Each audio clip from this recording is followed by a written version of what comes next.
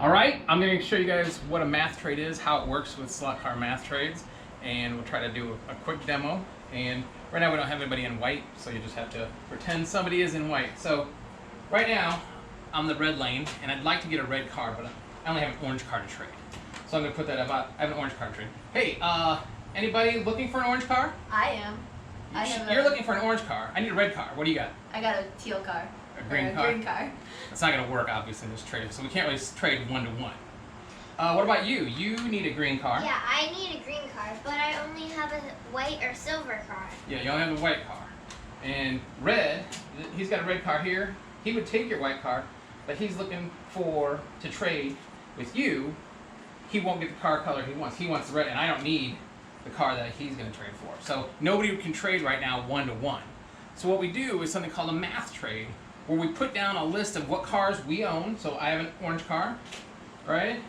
This white driver, he has a red car. You have a silver car to trade, right? All right, and then orange lane, you have a green car to trade. So what I'm going to do is I'm going to look at the list of everything I have to trade. I'm going to put it in the first post. Now we wait a week, 2 weeks, and when everybody posts what they have for trade. Then the next week we come back and we go into the software, and it takes a list of all the trades that are available. It analyzes every possible solution and tries to maximize the number of trades that can happen. So I say, I need a red car. Who has the red car? This guy does. He's going to ship it to me. He ships it to me. Now I have a red car. Now on the list, it's going to show that down there she needs an orange car. So I'm going to ship my car over to her. Now, she looked on the list, and she has to ship hers to the green driver. Ship it over here, Gab. And then the green driver ships your car to where? The white lane. Now, in a math trade, all four of us got what we wanted, but there is an element of trust. You have to ensure that you're just going to ship your car out, and they're going to ship their car here. You're not shipping one-to-one up with each other. So that's the down part of it. But on this trade list, everybody's going to have their identity known, and we're going to try to weed out any bad traders. So hopefully you give it a try, see how it goes on our first math trade, and if it does, we'll do more of these in the future. All right, that first part of the video, I spoke about the benefits of math trading, how you can get more people involved as long as you have some level of trust where you're going to ship something out to somebody and you hope you get something back from somebody else on the list. So we'll kind of, to start off, let's keep this slot car math trades just between people we invite to it, so people we've seen know. And the other thing, since we have it on Facebook, it'll be a little easier to know who you're really dealing with instead of just a name behind forum post. Hopefully that will take care of some of the problem. And if we wind up having some bad traders, we'll obviously have to remove them from the group, and they won't get an invite back. So what will happen is we'll set up our first math trade, probably for the US, maybe Canada. I'd have to check what the shipping rates are, because nobody wants to spend, you know, a ridiculous amount of money shipping it to Australia from America. It's just the costs are gonna outweigh any benefits of doing this kind of trading. And we've been doing this math trading on board game websites for close to 10 years now. You just get tired of something, you ship it out, and you get something new that you haven't tried. And so what we'll try to do is we'll start with a slot car trade.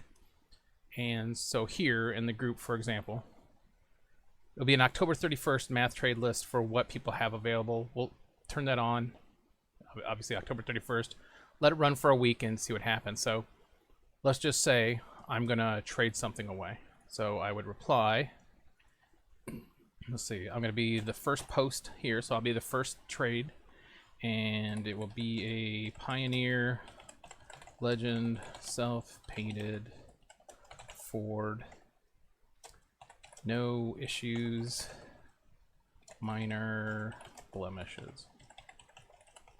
So one of the important things to do is to make sure that you put if there's any problem with your car, because while you might be trading just something you have away, somebody else might be looking at your product and going, oh, that's going to complete my collection, and then they find out, oh, it's got a broken mirror. You don't want to surprise anybody, so make sure that you talk about all the damage. So here I'm going to take a picture of my vehicle,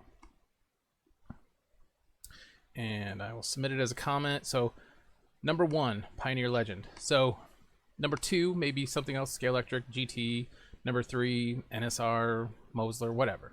Whatever you have that you're not interested in having anymore. And if it's a new in a box, put that new in a box. The more you can hype that your product up, the better it is going to be for your trade. So a week goes by and we get, 20 people, 10 people that want to trade. Now, this post here will lock. I'll have to lock it, and that way nobody else can reply to what they have for trade. And we wait a few days, and then we open up the October 31st math trade list for once.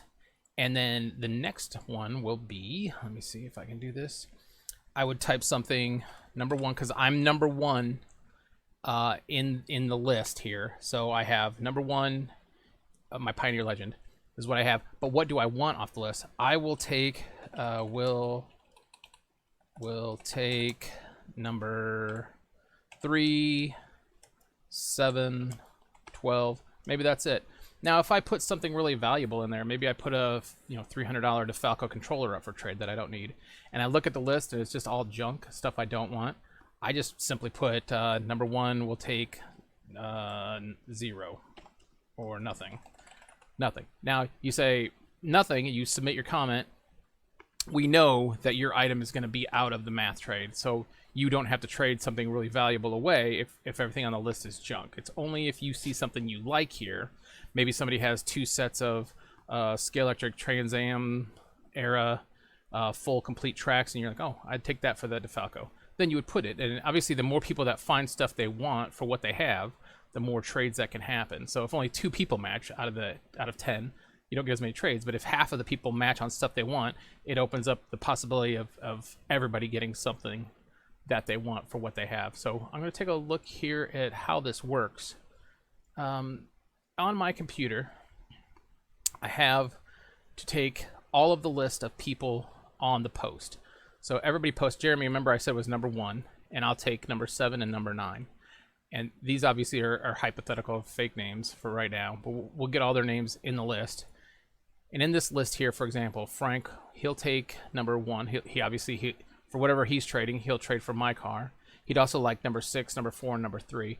Now here, Racer X, he had the $300 DeFalco. He didn't like anything, so we just put 0, nothing for him. Let me move this over a little. All right, so I have my program open here. This is the Trade Maximizer software. It's freely available. It's open source, so anybody can obviously look through it, maybe make improvements if you want. So you run it as a batch file here, and what I need to do is tell it, Java, run this jar file called tmjar, and input into this file that wants text. So this text file in this format where you have the person's name, number 1, and then what they have for trade here, what they want for trade there. So I have that information in that file, and this will produce an output. There's 2 ways to do this. I can output it to a text file, which I will do, but here I just want to show you what it's doing. So I'll run this.